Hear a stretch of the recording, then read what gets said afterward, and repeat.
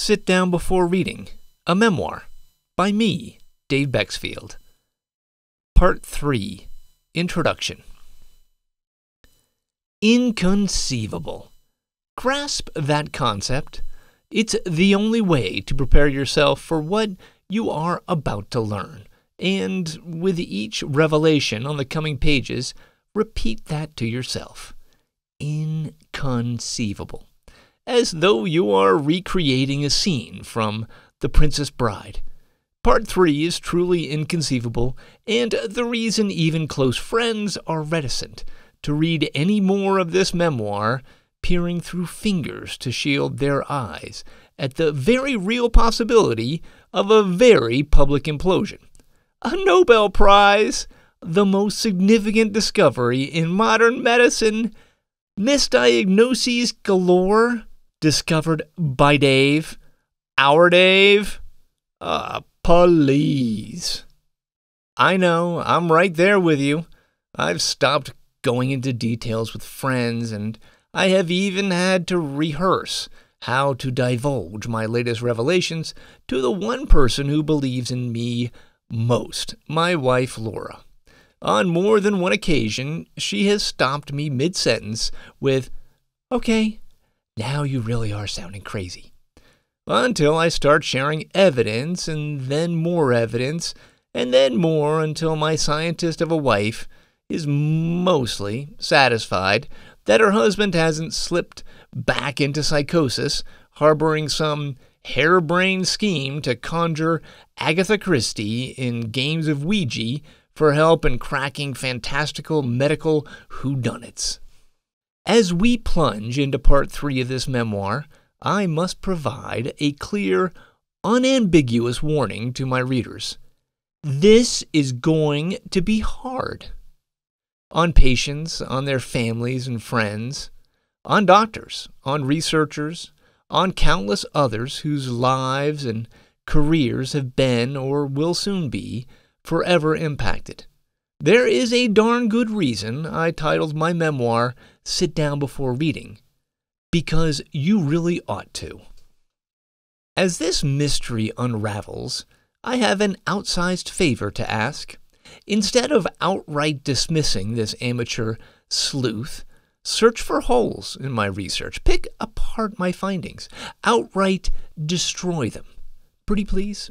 Try. I double dog dare you. No, wait. Let's boldly skip past that and the notorious triple dare right to the ultimate of all dares, the triple dog dare. For anyone who was once a child or watched A Christmas Story's tongue-stuck-to flagpole scene, there is no taller challenge, no higher bar to clear. But a wee bit of warning. Finding serious flaws in my discovery will be as hard as finding a tick on a Wookiee, and good luck locating that tiny little nymph deer tick, the size of a single poppy seed, without getting an arm pulled out of its socket. An ironic aside, I came up with that metaphor, deemed by me as my favorite metaphor, if one can have a favorite metaphor, years before I discovered that I had been given Lyme disease by a tick. Now, if this triple dog dare sounds suspiciously too much like a setup, a foregone conclusion, well, spoiler alert, it is. That's because I've spent the better part of the past year trying to obliterate my own conclusions, convinced there was no way I could be right while an army of PhD-laden medical researchers could be so wrong. But then every one of my crap, there goes my hypothesis, gasps got subsequently dispatched upon closer inspection, only further strengthening my case. Sorry, I know that what lies ahead is going to be unsettling. That's why I asked my U.S. now Australian friend Scott, the stupid smart pubescent PhD, for advice on how he handles being, hushed voice, wrong.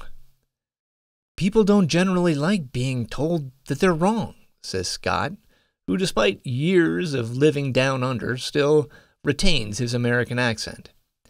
I find this frustrating because I actually don't mind being told I'm wrong. It's a gift of sorts, because once you know you're wrong, you can fix things, and you don't have to be wrong anymore. There you go. To those who dabble in the professional medical environs, appreciate what I'm providing to you as a gift, a present, or prezi for those from Australia or the UK. And yes, there's going to be a boatload of fixing ahead. Critically, as frustrating as the failures I'm about to reveal are, society is urgently going to need help precisely from those shareholders who are chiefly responsible for these failures. Dana Parrish, best-selling author of Chronic, and one of the countless health advocates who laid valuable cairns for me to follow to reach my discovery, recently reminded her followers on Twitter what Lyme disease champion Dr. Ken Leigner once said. In the fullness of time, the mainstream handling of chronic Lyme will be viewed as one of the most shameful episodes in the history of medicine because elements of academic medicine, elements of government, and virtually the entire insurance industry have colluded to deny a disease. That fullness of time, incredibly, inconceivably, is now, right now. I am now beyond confident in my research that hundreds of thousands of people infected with Lyme disease have been misdiagnosed with MS worldwide, a number growing with every passing day, the result of not one perfect storm, but a confluence of unimaginable perfect storms violently colliding. The rarest of storms, the immaculate storm. As the coming pages of Sit Down Before Reading slowly unfurl the stark, shattering, overwhelming evidence of this unspeakable travesty, I'll try to make sense of it all, when it all began, who is most likely affected, along with the unmistakable red flags of misdiagnosis. Where these individuals live, or lived, or traveled, why it came to this, and how it could continue unabated and unchecked for all these years, and then what, in God's name, the future holds for all of us. When you begin to grasp the gravity of what I'm revealing, I expect a number of those in the orbit of health and medicine will experience what so many of us have suffered through with our own misdiagnoses. Denial. Dave is wrong. Then anger. Dave is an ass.